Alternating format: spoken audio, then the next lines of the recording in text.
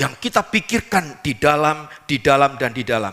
Di dalam aja lo kurang Romo, sampai kapanpun saya mau kasih tahu, akan tetap kurang. Coba lihat orang yang berumah tangga itu, saudaraku. Dikasih berkat 1 juta, mereka bilang kurang. Tuhan naikkan levelnya menjadi 3 juta, mereka bilang apa? Kurang. Dinaikkan levelnya 7 juta, mereka bilang apa? Kurang. Sampai 100 juta, kurang. Saking kurangnya, maka korupsi sampai 271 triliun untuk dirinya. Untuk beli Pulau Jawa itu udah bisa, saudara-saudara. Tapi dia ambil untuk dirinya sendiri. Begitu rakusnya manusia. Saudaraku dikasih Tuhan, ketika kita mulai memikirkan diri kita, rumah tangga kita sendiri, maka sampai kapanpun kita akan tetap merasa kurang, dan kurang. Dan saya mau kasih tahu, kalau kita tidak pernah melihat dunia luar sana, lama-lama saudaraku, kita mulai enak dengan pasangan kita. Coba, setiap hari ketemu dia nggak kemana-mana. Iya saudara, tadinya dia begitu tampan, ya dulu. Tapi setelah setiap hari ketemu, tahu boroknya di sana sini. Tampannya jadi hilang, saudaraku. Iya, yang ada konflik, yang ada marahan. Ya saudara, marahan soal uang lah, marahan soal naruh piring sembarangan lah, marahan tidak bersihan lah. Waduh saudara, kalau tiap hari kumpul, mutek di situ, apa yang terjadi saudara? Akan seperti itu. Kalau misalnya seorang suami bekerja, pergi keluar, bekerja, ketemu klien, ketemu orang dan sebagainya. Banyak hal yang dikerjakan, dia lelah. Lalu dia pulang, melihat istrinya, waduh luar biasa saudara. Saudara yang dikasih Tuhan, kalau kita tidak melihat bagaimana Allah membuat kita moving, membuat kita bergerak, maka kita akan menjadi orang yang seperti itu. Lama-lama apa? Konflik yang ada. Perhatikan gereja Yerusalem. Ya. Gereja Yerusalem, ketika mereka pusatnya Yerusalem, maka apa yang terjadi? Tuhan izinkan problema yang menyebabkan gereja kemudian bergerak keluar. Orang-orang Kristen mengalami penganiayaan, berlari ke sana kemari, akhirnya apa? Injil mulai disebarkan ketika penganiayaan itu terjadi. Itulah sebabnya saudaraku, mengapa Allah mau gereja Tuhan bergerak? Supaya sehat, supaya kita menjadi berkat maksimal.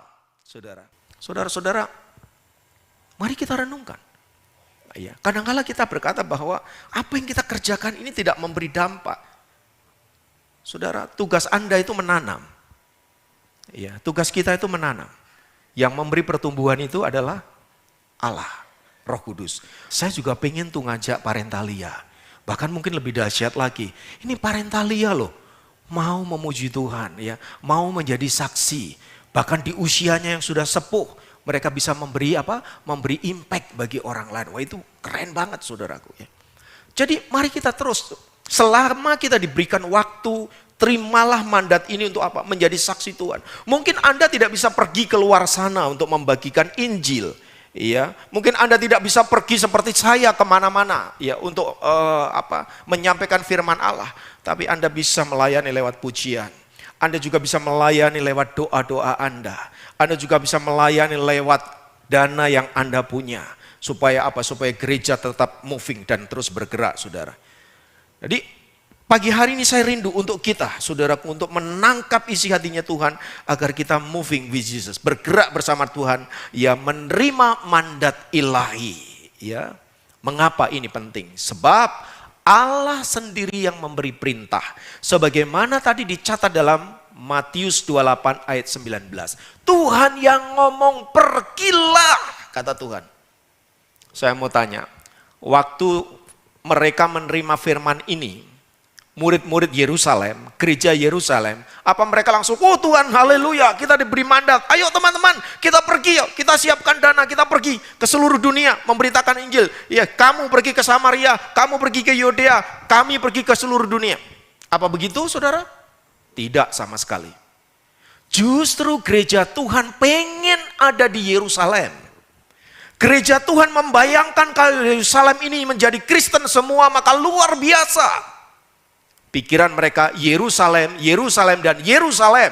Kenapa? Karena itu adalah kota Allah, kota Daud. Impian mereka bagaimana Yerusalem berdiri megah seperti pada zaman kerajaan Daud, saudara. Itu mimpi gereja mula-mula. Tapi apa yang terjadi? Allah tidak mau. Itulah sebabnya mengapa ketika Kaisar Nero naik tahta, dia memberikan dekret untuk apa? Memusnahkan orang Kristen, termasuk mereka yang diam di Yerusalem.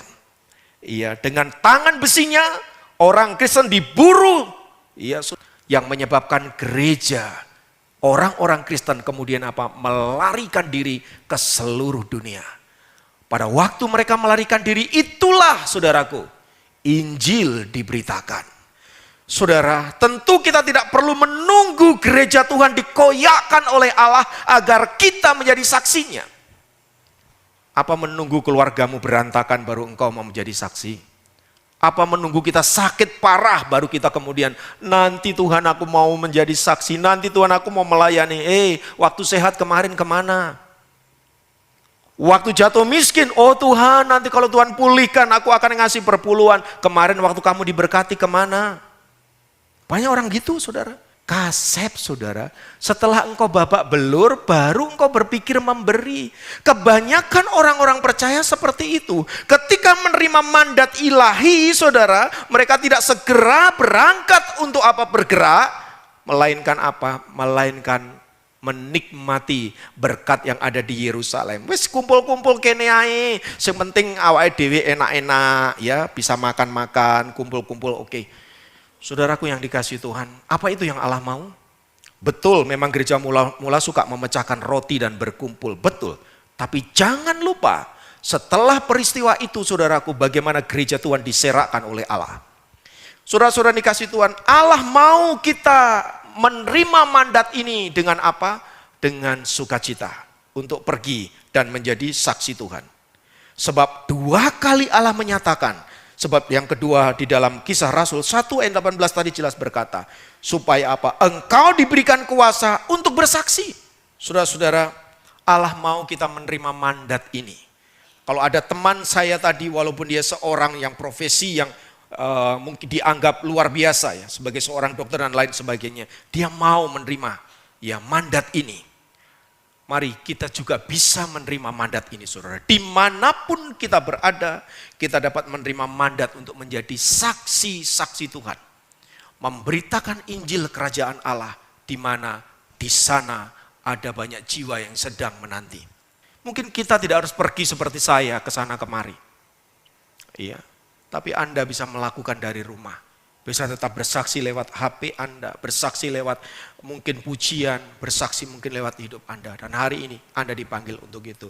Mari saya mengundang untuk kita meresponi panggilan ini, sehingga kita boleh menjadi pribadi-pribadi yang berkenan di hadapan Allah. Dan percayalah, Allah menyertai Anda dengan kuasa yang dahsyat, kuasa yang luar biasa. Haleluya. Demikian program Sema kali ini. Sampai jumpa dalam program Sema yang lain. Tuhan Yesus memberkati.